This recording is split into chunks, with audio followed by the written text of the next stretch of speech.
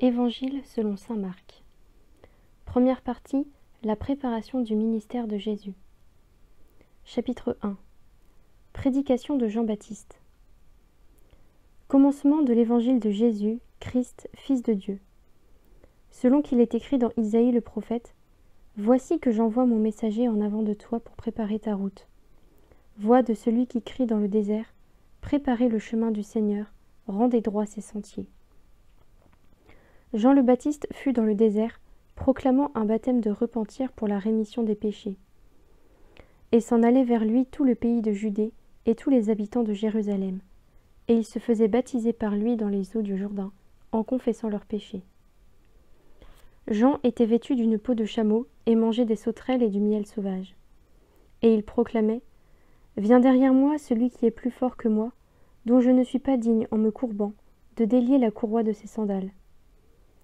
Moi, je vous ai baptisé avec de l'eau, mais lui vous baptisera avec l'Esprit Saint. » Baptême de Jésus. Et il advint qu'en ces jours-là, Jésus vint de Nazareth de Galilée, et il fut baptisé dans le Jourdain par Jean. Et aussitôt, remontant de l'eau, il vit les cieux se déchirer, et l'Esprit comme une colombe descendre vers lui, et une voix vint des cieux. « Tu es mon Fils bien-aimé, tu as toute ma faveur. » Tentation au désert. Et aussitôt, l'Esprit le pousse au désert. Et il était dans le désert durant 40 jours, tenté par Satan. Et il était avec les bêtes sauvages, et les anges le servaient. Deuxième partie. Le ministère de Jésus en Galilée. Jésus inaugure sa prédication. Après que Jean eut été livré, Jésus vint en Galilée, proclamant l'évangile de Dieu et disant « Le temps est accompli et le royaume de Dieu est tout proche. Repentez-vous et croyez à l'évangile. » Appel des 4 premiers disciples. Comme il passait sur le bord de la mer de Galilée, il vit Simon et André, le frère de Simon, qui jetaient l'épervier dans la mer, car c'étaient des pêcheurs. Et Jésus leur dit « Venez à ma suite, et je vous ferai devenir pêcheurs d'hommes. » Et aussitôt, laissant les filets, ils le suivirent. En avançant un peu, il vit Jacques, fils de Zébédée, et Jean son frère, eux aussi dans leur barque en train d'arranger les filets. Et aussitôt il les appela. Et laissant leur père Zébédée dans la barque avec ses employés, ils partirent à sa suite. Jésus enseigne à Capharnaüm et guérit un démoniaque. Il pénètre à Capharnaüm, et aussitôt, le jour du sabbat, étant entrés dans la synagogue, ils enseignaient. Et ils étaient frappés de son enseignement, car il les enseignait comme ayant autorité, et non pas comme les scribes. Et aussitôt, il y avait dans leur synagogue un homme possédé d'un esprit impur qui cria en disant « Que nous veux-tu, Jésus le Nazarénien? Es-tu venu pour nous perdre? Je sais qui tu es, le Saint de Dieu. » Et Jésus le menaça en disant « Tais-toi et sors de lui. » Et le secouant violemment, l'esprit impur cria d'une voix forte et sortit de lui. Et ils furent tous effrayés, de sorte qu'ils se demandaient entre eux « Qu'est cela? Un enseignement nouveau, donné d'autorité? Même aux esprits impurs, il commande et ils lui obéissent. » Et sa renommée se répandit aussitôt partout, dans toute la région de Galilée. Guérison de la belle-mère de Simon.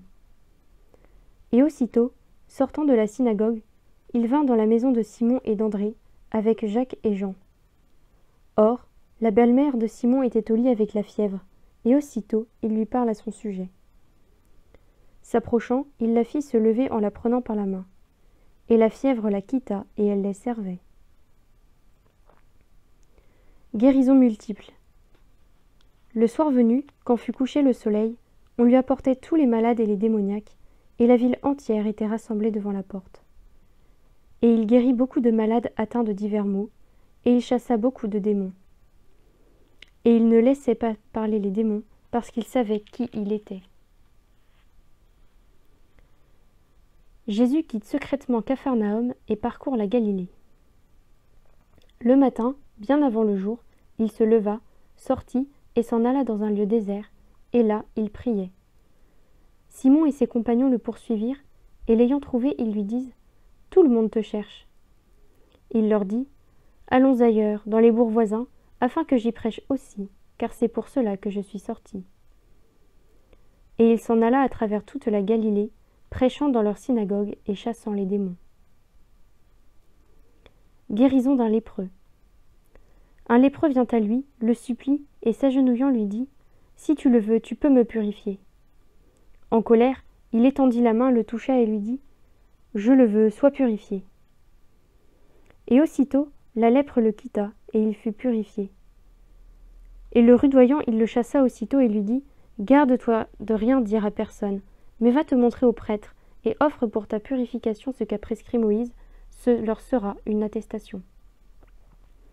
Mais lui, une fois parti, se mit à proclamer hautement et à divulguer la nouvelle, de sorte que Jésus ne pouvait plus entrer ouvertement dans une ville, mais il se tenait dehors, dans des lieux déserts, et l'on venait à lui de toutes parts. Chapitre 2. Guérison d'un paralytique. Comme il était entré de nouveau à Capharnaüm, après quelque temps on apprit qu'il était à la maison. Et beaucoup se rassemblèrent, en sorte qu'il n'y avait plus de place, même devant la porte, et il leur annonçait la parole. On vient lui apporter un paralytique, soulevé par 4 hommes. Et comme ils ne pouvaient pas le lui présenter à cause de la foule, ils découvrirent la terrasse au-dessus de l'endroit où il se trouvait, et ayant creusé un trou, ils font descendre le grabat où gisait le paralytique. Jésus, voyant leur foi, dit au paralytique: Mon enfant, tes péchés sont remis. Or, il y avait là dans l'assistance quelques scribes qui pensaient dans leur cœur: Comment celui-là parle-t-il ainsi? Il blasphème. Qui peut remettre les péchés, sinon Dieu seul?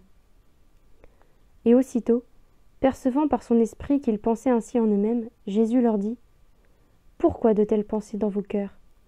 Quel est le plus facile, de dire au paralytique: Tes péchés sont remis, ou de dire: Lève-toi, prends ton grabat et marche? Eh bien, pour que vous sachiez que le Fils de l'homme a le pouvoir de remettre les péchés sur la terre, je te l'ordonne, dit-il au paralytique. Lève-toi, prends ton grabat et va-t'en chez toi. Il se leva et aussitôt, prenant son grabat, il sortit devant tout le monde, de sorte que tous étaient stupéfiés et glorifiaient Dieu en disant: Jamais nous n'avons rien vu de pareil. Appel de Lévi. Il sortit de nouveau au bord de la mer, et toute la foule venait à lui, et il les enseignait. En passant, il vit Lévi, le fils d'Alphée, assis au bureau de la douane, et il lui dit: Suis-moi. Et se levant, il le suivit. Repas avec les pécheurs. Alors qu'il était à table dans sa maison, beaucoup de publicains et de pécheurs se trouvaient à table avec Jésus et ses disciples, car il y en avait beaucoup qui le suivaient. Les scribes des pharisiens, le voyant manger avec les pécheurs et les publicains, disaient à ses disciples: Quoi? Il mange avec les publicains et les pécheurs? Jésus, qui avait entendu, leur dit: Ce ne sont pas les gens bien portants qui ont besoin du médecin, mais les malades. Je ne suis pas venu appeler les justes, mais les pécheurs. Discussion sur le jeûne. Les disciples de Jean et les pharisiens étaient en train de jeûner, et on vient lui dire: Pourquoi les disciples de Jean et les disciples des pharisiens jeûnent-ils, et tes disciples ne jeûnent-ils pas? Jésus leur dit: Les compagnons de l'époux peuvent-ils jeûner pendant que l'époux est avec eux? Tant qu'ils ont l'époux avec eux, ils ne peuvent pas jeûner. Mais viendront des jours où l'époux leur sera enlevé, et alors ils jeûneront en ce jour-là. Personne ne coud une pièce de drap non foulée à un vieux vêtement. Autrement, la pièce neuve tire sur le vieux vêtement, et la déchirure s'aggrave. Personne non plus ne met du vin nouveau dans des outres vieilles. Autrement, le vin fera éclater les outres, et le vin est perdu aussi bien que les outres. Mais du vin nouveau dans des outres neuves. Les épis arrachés.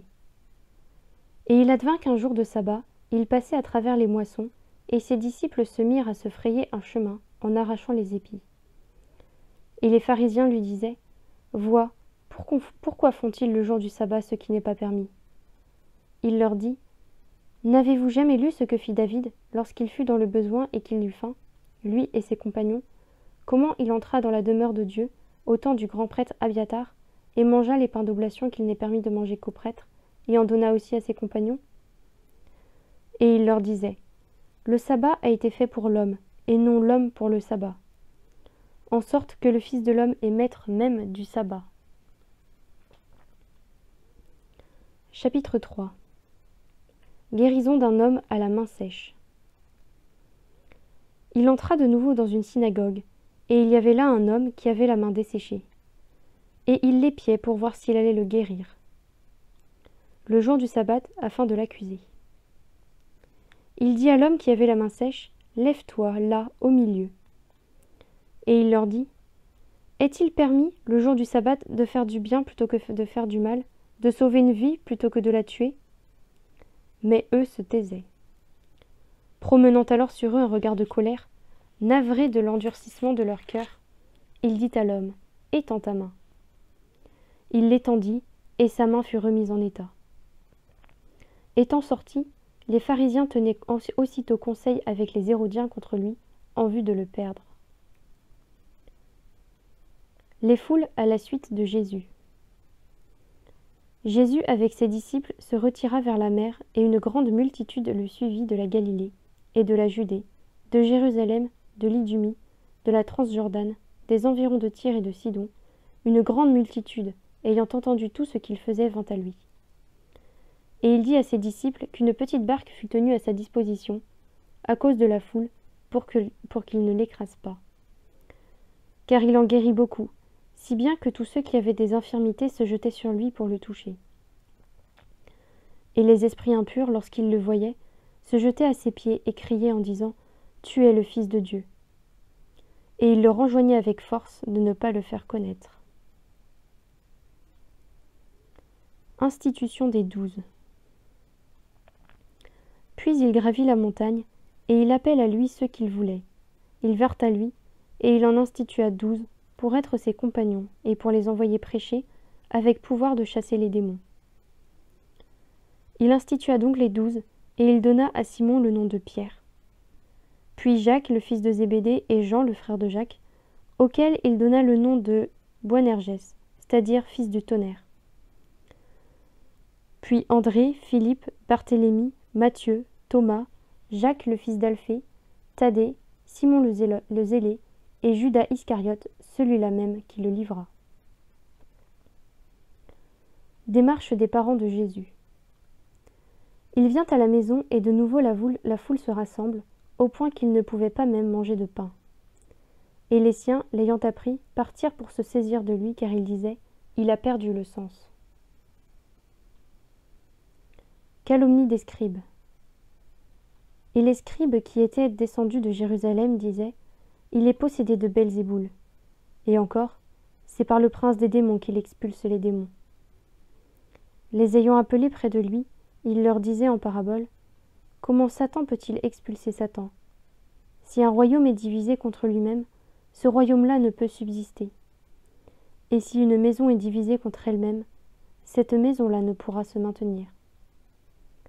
Or, si Satan s'est dressé contre lui-même et s'est divisé, il ne peut pas tenir, il est fini. Mais nul ne peut pénétrer dans la maison d'un homme fort et piller ses affaires s'il n'a d'abord ligoté cet homme fort, et alors il pillera sa maison. En vérité, je vous le dis, tout sera remis aux enfants des hommes, les péchés et les blasphèmes tant qu'ils en auront proféré. Mais quiconque aura blasphémé contre l'Esprit Saint n'aura jamais de rémission.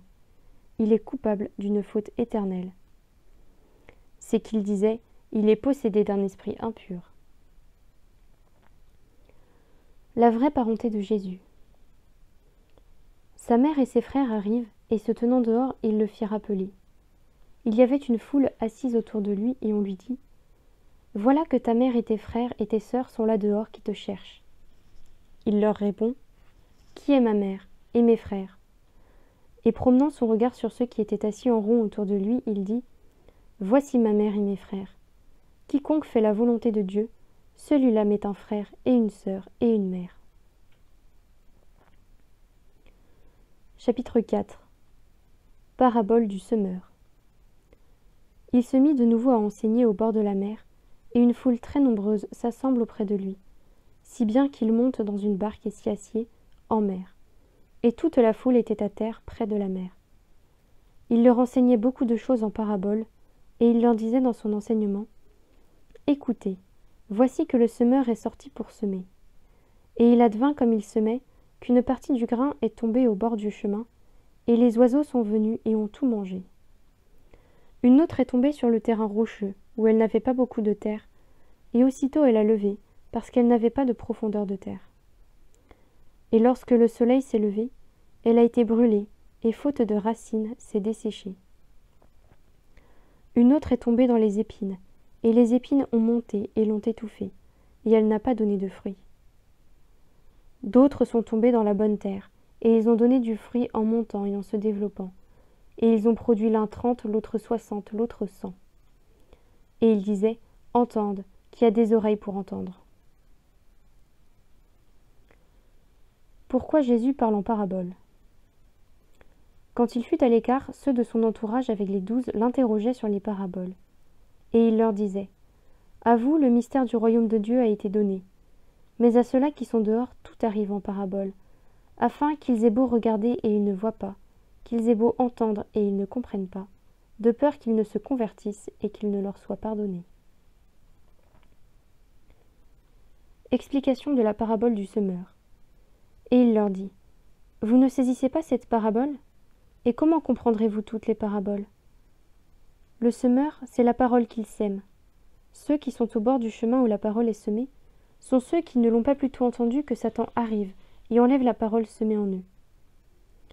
Et de même, ceux qui sont semés sur les endroits rocheux sont ceux qui, comme ils ont entendu la parole, l'accueillent aussitôt avec joie, mais ils n'ont pas de racine en eux-mêmes et sont les hommes d'un moment. Surviennent ensuite une tribulation ou une persécution à cause de la parole, aussitôt ils succombent. Et il y en a d'autres qui sont semés dans les épines. Ce sont ceux qui ont entendu la parole, mais les soucis du monde, la séduction de la richesse et les autres convoitises les pénètrent et étouffent la parole qui demeure sans fruit. Et il y a ceux qui ont été semés dans la bonne terre. Ceux-là écoutent la parole, l'accueillent et portent du fruit. L'un 30, l'autre 60, l'autre 100. Comment recevoir et transmettre l'enseignement de Jésus? Et il leur disait, est-ce que la lampe vient pour qu'on la mette sous le boisseau ou sous le lit? N'est-ce pas pour qu'on la mette sur le lampadaire? Car il n'y a rien de caché qui ne doive être manifesté, et rien n'est demeuré secret que pour venir au grand jour. Si quelqu'un a des oreilles pour entendre, qu'il entende. Et il leur disait, prenez garde à ce que vous entendez. De la mesure dont vous mesurez, on mesurera pour vous, et on vous donnera encore plus. Car celui qui a, on lui donnera, et celui qui n'a pas, même ce qu'il a lui sera enlevé. Parabole du grain qui pousse tout seul. Et il leur disait, il en est du royaume de Dieu comme d'un homme qui aurait jeté du grain en terre. Qu'il dorme et qu'il se lève nuit et jour, la semence germe et pousse, il ne sait comment. D'elle-même, la terre produit d'abord l'herbe, puis l'épi, puis plein de blé dans l'épi. Et quand le fruit s'y prête, aussitôt il y met la faucille, parce que la moisson est à point. Parabole du grain de sénévé. Et il disait, comment allons-nous comparer le royaume de Dieu? Ou par quelle parabole allons-nous le figurer? C'est comme un grain de sénévé qui, lorsqu'on le sème sur la terre, est la plus petite de toutes les graines qui sont sur la terre. Mais une fois semé, il monte et devient la plus grande de toutes les plantes potagères, et il pousse de grandes branches au point que les oiseaux du ciel peuvent s'abriter sous son ombre. Conclusion sur les paraboles. C'est par un grand nombre de paraboles de ce genre qu'il leur annonçait la parole, selon qu'ils pouvaient l'entendre. Et il ne leur parlait pas sans paraboles, mais en particulier il expliquait tout à ses disciples. La tempête apaisée. Ce jour-là, le soir venu, il leur dit, « Passons sur l'autre rive. » Et laissant la foule, il l'emmène comme il était dans la barque. Et il y avait d'autres barques avec lui. Survient alors une forte bourrasque, et les vagues se jetaient dans la barque, de sorte que déjà elle se remplissait. Et lui était à la poupe, dormant sur le coussin.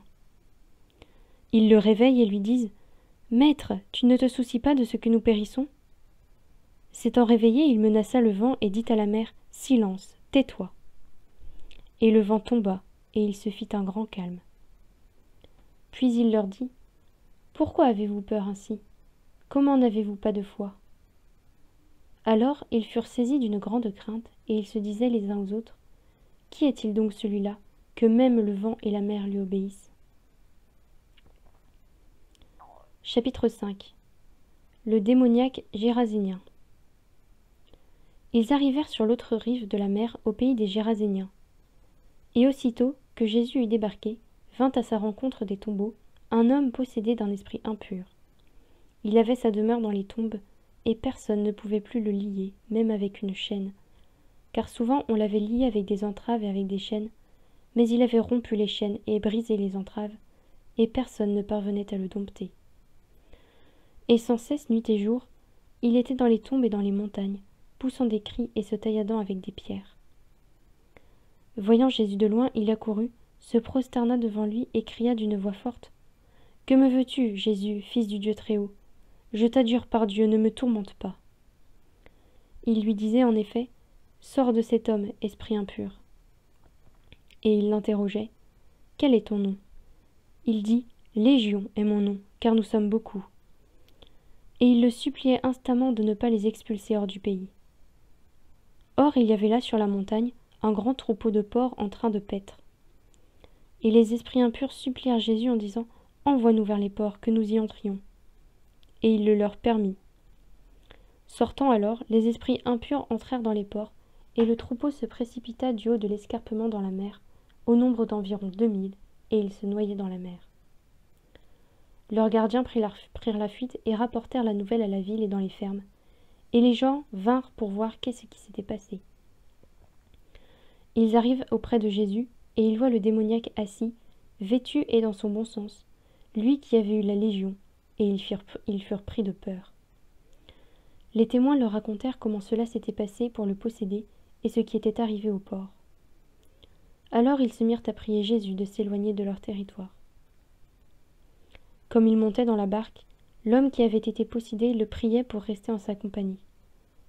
Il ne le lui accorda pas, mais il lui dit : « Va chez toi auprès des tiens, et rapporte-leur tout ce que le Seigneur a fait pour toi dans sa miséricorde. » Il s'en alla donc, et se mit à proclamer dans la Décapole tout ce que Jésus avait fait pour lui, et tout le monde était dans l'étonnement.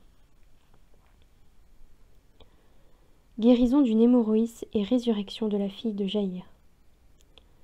Lorsque Jésus eut traversé à nouveau en barque vers l'autre rive, une foule nombreuse se rassembla autour de lui, et il se tenait au bord de la mer.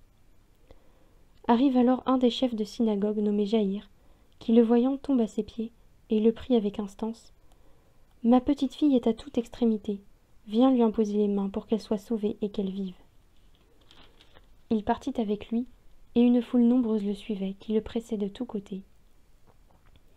Or, une femme atteinte d'un flux de sang depuis 12 années, qui avait beaucoup souffert du fait de nombreux médecins et avait dépensé tout son avoir sans aucun profit, mais allait plutôt de mal en pis, avait entendu parler de Jésus.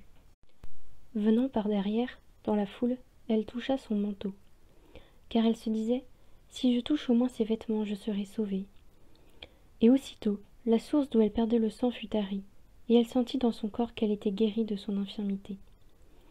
Et aussitôt, Jésus eut conscience de la force qui était sortie de lui, et s'étant retourné dans la foule, il disait : « Qui a touché mes vêtements ?»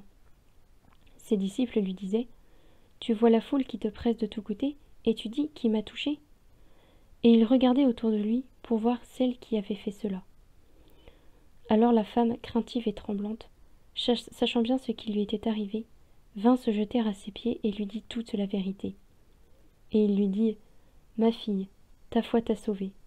Va en paix et sois guérie de ton infirmité. » Tandis qu'il parlait encore, arrivent de chez le chef de synagogue des gens qui disent : « Ta fille est morte, pourquoi déranges-tu encore le maître ? » Mais Jésus, qui avait surpris la parole qu'on venait de prononcer, dit au chef de synagogue : « Sois sans crainte, est-ce seulement la foi ? » Et il ne laissa personne l'accompagner, si ce n'est Pierre, Jacques et Jean, le frère de Jacques. Ils arrivent à la maison du chef de synagogue, et il aperçoit du tumulte, des gens qui pleuraient et poussaient de grandes clameurs. Étant entré, il leur dit : « Pourquoi ce tumulte et ces pleurs ? L'enfant n'est pas morte, mais elle dort. » Et il se moquait de lui. Mais les ayant tous mis dehors, il prend avec lui le père et la mère de l'enfant, ainsi que ceux qui l'accompagnaient, et il pénètre là où était l'enfant. Et prenant la main de l'enfant, il lui dit : « Talitha koum », ce qui se traduit : « Fillette, je te le dis, lève-toi. » Aussitôt la fillette se leva et elle marchait, car elle avait 12 ans. Et ils furent saisis aussitôt d'une grande stupeur. Et il leur recommanda vivement que personne ne le sût, et il dit de lui donner à manger. Chapitre 6. Visite à Nazareth. Étant sorti de là, il se rend dans sa patrie, et ses disciples le suivent. Le sabbat venu, il se mit à enseigner dans la synagogue, et le grand nombre, en l'entendant, était frappé et disait « D'où cela lui vient-il ? Et qu'est-ce que cette sagesse qui lui a été donnée et ces grands miracles qui se font par ses mains ? Celui-là n'est-il pas le charpentier, le fils de Marie, le frère de Jacques, de Joseph, de Jude et de Simon ? Et ses sœurs ne sont-elles pas ici chez nous ? » Et ils étaient choqués à son sujet. Et Jésus leur disait « Un prophète n'est méprisé que dans sa patrie, dans sa parenté et dans sa maison. » Et il ne pouvait faire là aucun miracle, si ce n'est qu'il guérit quelques infirmes en leur imposant les mains. Et il s'étonna de leur manque de foi. Mission des 12. Il parcourait les villages à la ronde en enseignant.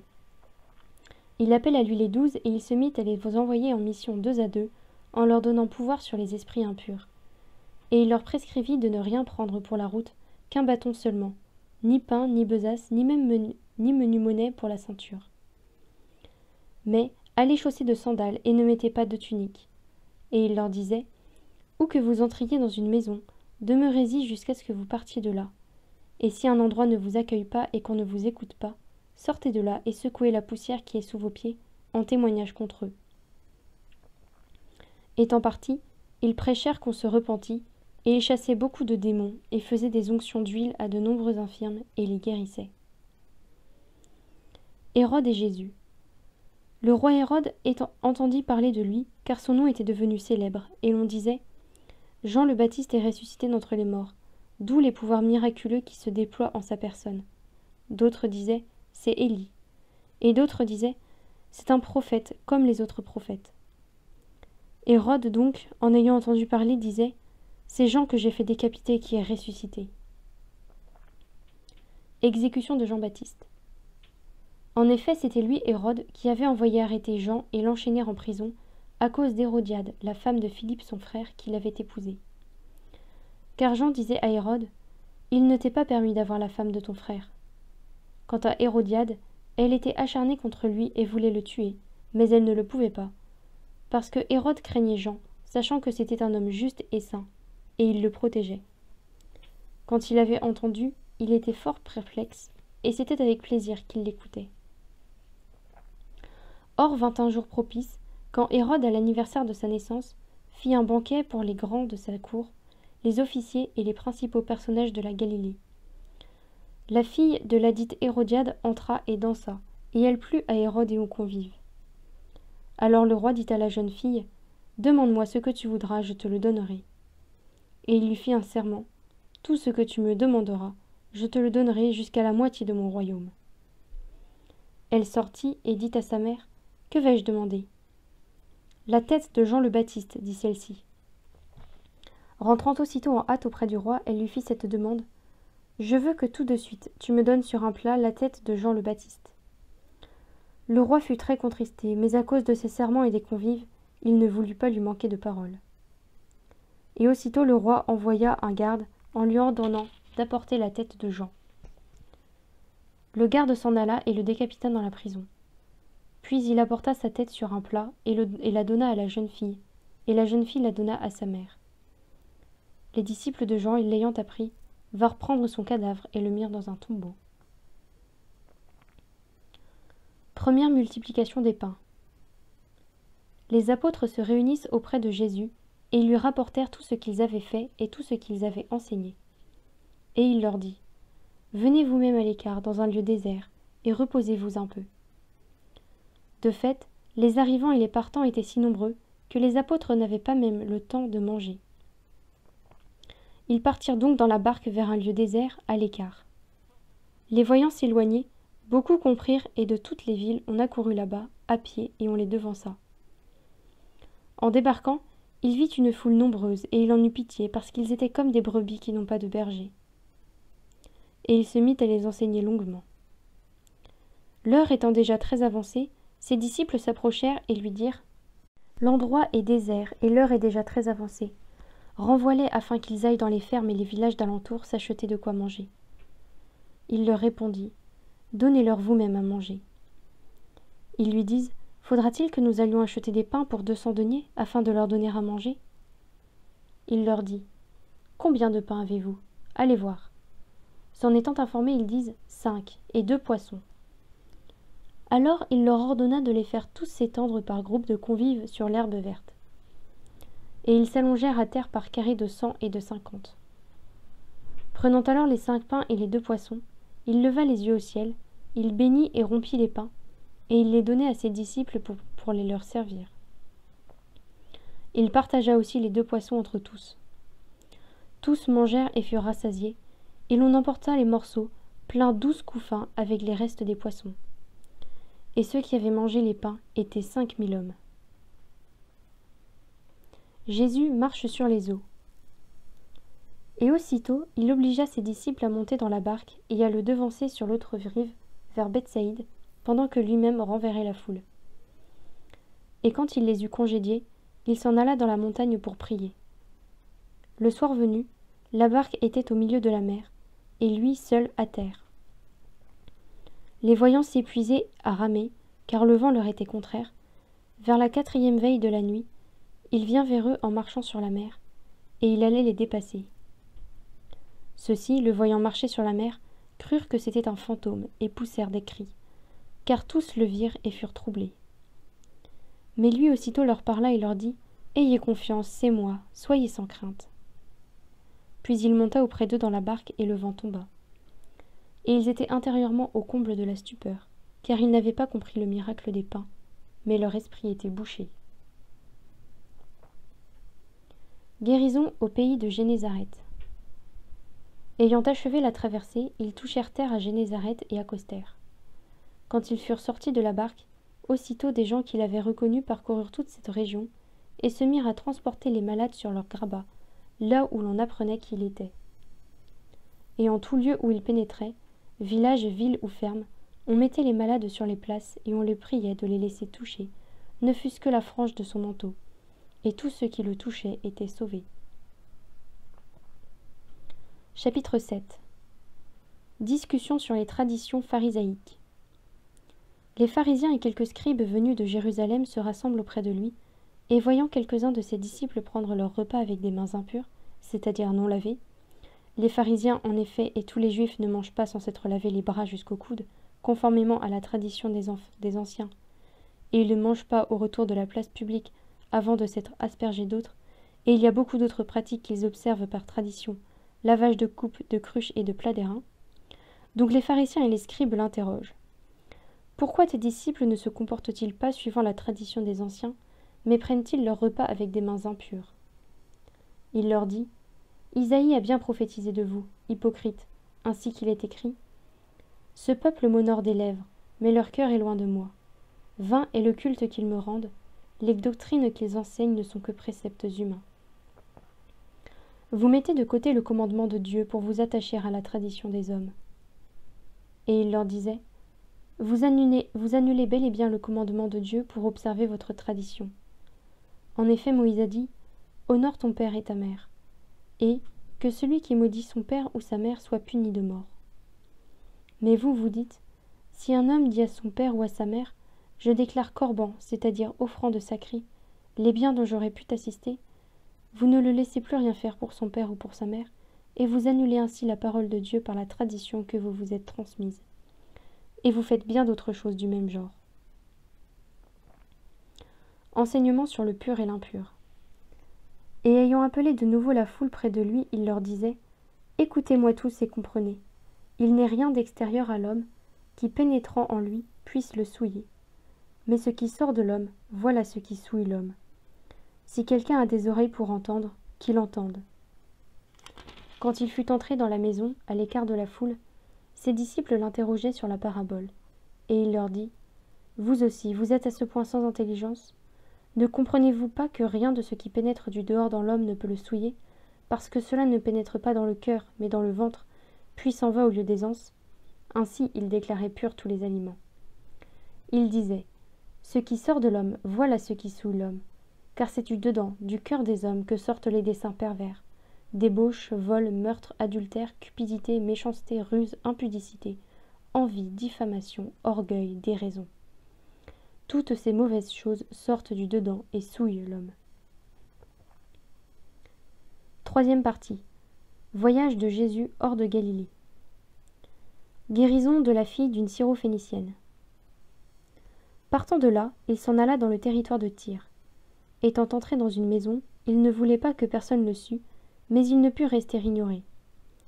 Car aussitôt une femme, dont la petite fille avait un esprit impur, entendit parler de lui et vint se jeter à ses pieds. Cette femme était grecque, syrophénicienne de naissance, et elle le priait d'expulser le démon hors de sa fille. Et il lui disait « Laisse d'abord les enfants se rassasier, car il ne sied pas de prendre le pain des enfants et de le jeter aux petits chiens. » Mais elle de répliquer et de lui dire « Oui, Seigneur, et les petits chiens sous la table mangent les miettes des enfants. » Alors il lui dit « À cause de cette parole, va, le démon est sorti de ta fille. » Elle retourna dans sa maison et trouva l'enfant étendu sur son lit, et le démon partit. Guérison d'un sourd bègue. Se retournant du territoire de Tyr, il vint par Sidon vers la mer de Galilée, à travers le territoire de la Décapole. Et on lui amène un sourd qui de plus parlait difficilement, et on le prie de lui imposer les mains. Le prenant hors de la foule, à part, il lui mit ses doigts dans les oreilles et avec sa salive lui toucha la langue.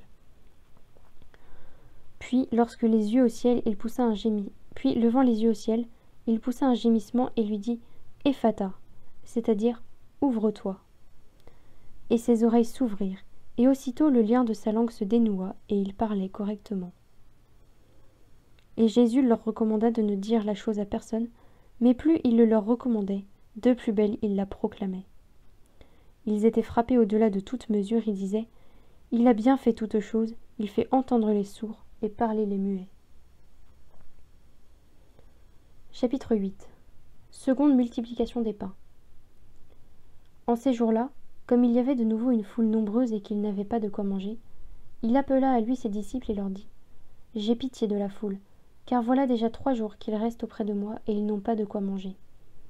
Si je les renvoie à jeun chez eux, ils vont défaillir en route, et il y en a parmi eux qui sont venus de loin. » Ses disciples lui répondirent « Où prendre de quoi rassasier de pain ces gens, ici dans un désert ?» Et il leur demandait « Combien avez-vous de pain ?» 7, dirent-ils. Et il ordonna à la foule de s'étendre à terre. Et prenant les 7 pains, il rendit grâce, les rompit, et il les donnait à ses disciples pour les servir, et ils les servirent à la foule. Ils avaient encore quelques petits poissons. Après les avoir bénis, il dit de les servir aussi. Ils mangèrent et furent rassasiés, et l'on emporta les restes des morceaux, 7 corbeilles. Or, ils étaient environ 4000. Et il les renvoya aussitôt, montant dans la barque avec ses disciples. Il vint dans la région de Dalmanutha. Les pharisiens demandent un signe dans le ciel. Les pharisiens sortirent et se mirent à discuter avec lui. Ils demandaient de lui un signe venant du ciel pour le mettre à l'épreuve. Gémissant en son esprit, il dit « Qu'a cette génération à demander un signe ? En vérité, je vous le dis, il ne sera pas donné de signe à cette génération. » Et les laissant là, il s'embarqua de nouveau et partit pour l'autre rive. Le levain des pharisiens et d'Hérode. Ils avaient oublié de prendre des pains, et ils n'avaient qu'un pain avec eux dans la barque. Or, il leur faisait cette recommandation : « Ouvrez l'œil et gardez-vous du levain des pharisiens et du levain d'Hérode. » Et eux de faire entre eux cette réflexion qu'ils n'ont pas de pain. Le sachant, il leur dit : « Pourquoi faire cette réflexion que vous n'avez pas de pain ? Vous ne comprenez pas encore et vous ne saisissez pas ? Avez-vous donc l'esprit bouché, des yeux pour ne point voir et des oreilles pour ne point entendre ? Et ne vous rappelez-vous pas, quand j'ai rompu les 5 pains pour les 5000 hommes, combien de couffins pleins de morceaux vous avez emportés ? Ils lui disent 12. Et lors des 7 pour les 4000 hommes, combien de corbeilles pleines de morceaux avez-vous emportés ? Et ils disent 7. Alors il leur dit : ne comprenez-vous pas encore ? Guérison d'un aveugle à Bethsaïde. Ils arrivent à Bethsaïde et on lui amène un aveugle, en le priant de le toucher. Prenant l'aveugle par la main, il le fit sortir hors du village. Après lui avoir mis de la salive sur les yeux et lui avoir imposé les mains, il lui demandait « Aperçois-tu quelque chose ?» Et l'autre, qui commençait à voir, de répondre « J'aperçois les gens, je les vois marcher comme si c'étaient des arbres. » Après cela, il mit de nouveau ses mains sur les yeux de l'aveugle, et celui-ci vit clair et fut rétabli. Et il voyait tout nettement de loin. Et Jésus le renvoya chez lui en lui disant « N'entre même pas dans le village. » Profession de foi de Pierre. Jésus s'en alla avec ses disciples vers les villages de Césarée de Philippe, et en chemin il posait à ses disciples cette question. « Qui suis-je, au dire des gens ?» Ils lui dirent « Jean le Baptiste, pour d'autres Élie, pour d'autres un des prophètes. » « Mais pour vous, leur demandait-il, qui suis-je » Pierre lui répond « Tu es le Christ. » Alors il leur enjoignit de ne parler de lui à personne. Première annonce de la Passion. Et il commença de leur enseigner. Le Fils de l'homme doit beaucoup souffrir, être rejeté par les anciens, les grands prêtres et les scribes, être tué, et après 3 jours, ressuscité. Et c'est ouvertement qu'il disait ces choses. Pierre, le tirant à lui, se mit à le moriginer. Mais lui, se retournant et voyant ses disciples, admonesta Pierre et dit « Passe derrière moi, Satan, car tes pensées ne sont pas celles de Dieu, mais celles des hommes. » Conditions pour suivre Jésus. Appelant à lui la foule en même temps que ses disciples, il leur dit « Si quelqu'un veut venir à ma suite, qu'il se renie lui-même, qu'il se charge de sa croix et qu'il me suive. Qui veut en effet sauver sa vie la perdra, mais qui perdra sa vie à cause de moi et de l'Évangile la sauvera. Que sert donc à l'homme de gagner le monde entier s'il ruine sa propre vie? Et que peut donner l'homme en échange de sa propre vie? Car celui qui aura rougi de moi et de mes paroles dans cette génération adultère et pécheresse, le Fils de l'homme aussi rougira de lui, quand il viendra dans la gloire de son Père avec les saints anges. » Et il leur disait, « En vérité, je vous le dis, il en est d'ici présents qui ne goûteront pas la mort avant d'avoir vu le royaume de Dieu venu avec puissance. »